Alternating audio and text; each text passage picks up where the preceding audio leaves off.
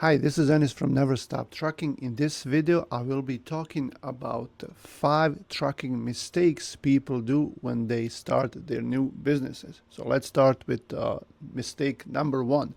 The mistake number 1 that I see all the time when I talk to people is that they're underestimating their startup costs.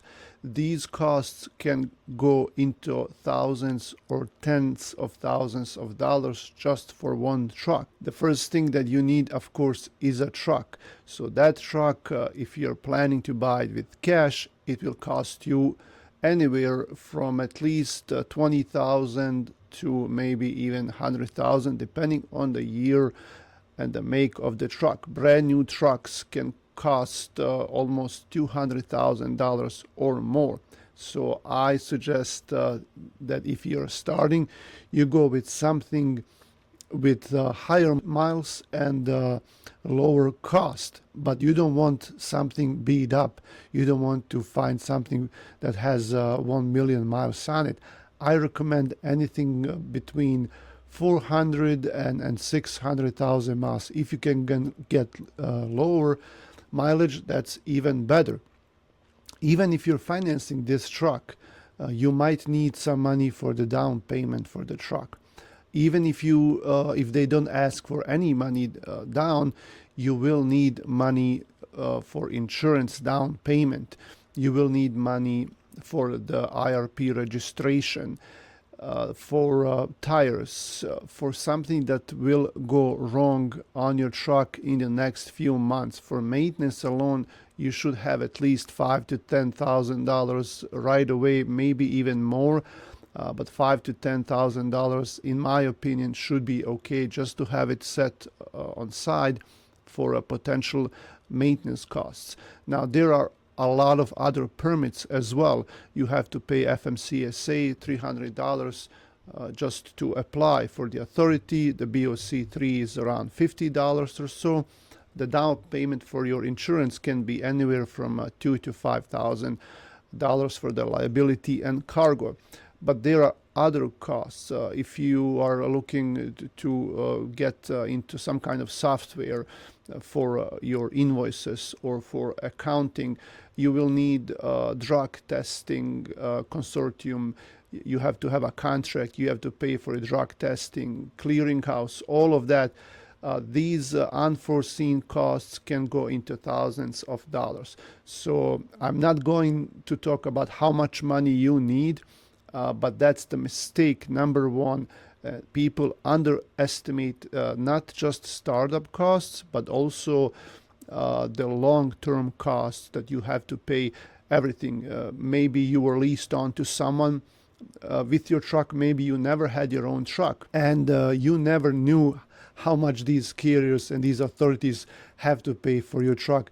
Some costs that you never see, and these costs add up quickly over time.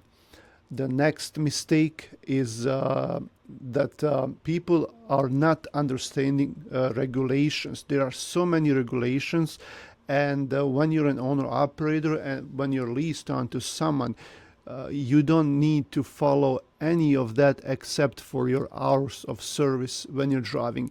Even those regulations are very complicated, but once you start driving, once you gain some experience, you get better at it. You have to behave on the road in your truck.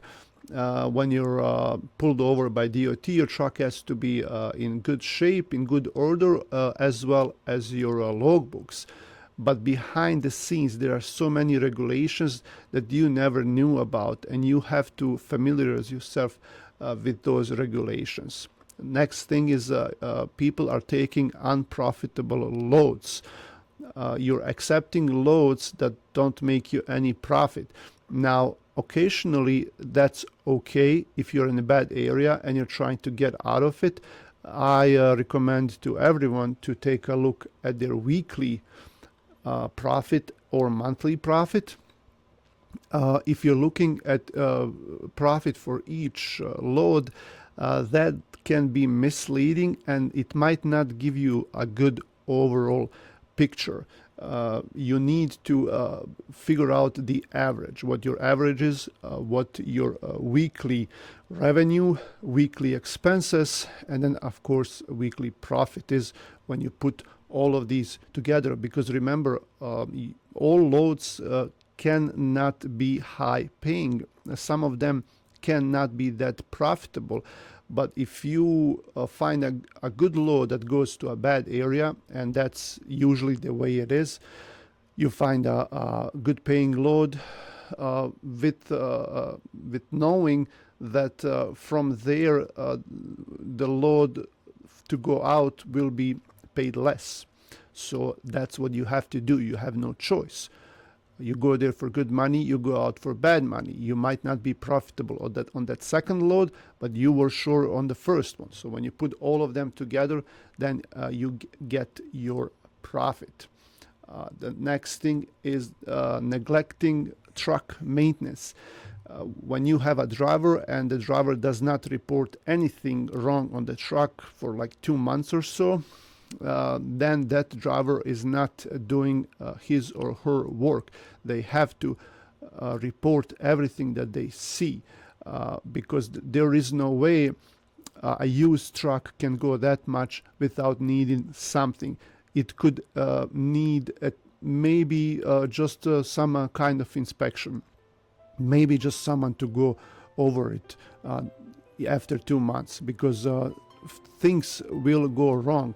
It doesn't have to be that they break down, but you may notice something that's about to break down, and you can prevent that, and you can change that part before it becomes something even worse, or before the truck breaks down on the road when it's not close to your home.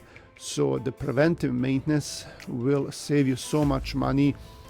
If you don't know much about trucks, you can take it to a trusted mechanic and just ask the mechanic, hey, take a look at the truck, take a really good look at everything. I will pay you for 1 hour of your work, but I just want to make sure that this truck is in good order.